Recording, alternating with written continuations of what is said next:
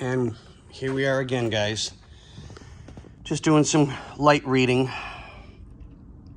because we have a lot to disassemble to get that wiper motor out and to double check it. So I figure once I've got it out, I'll do a light rebuild if everything's good.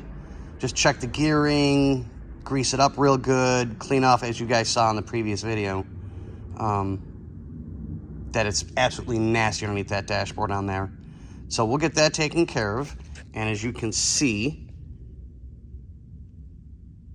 there's probably more parts to this wiper motor assembly than there is to the whole car.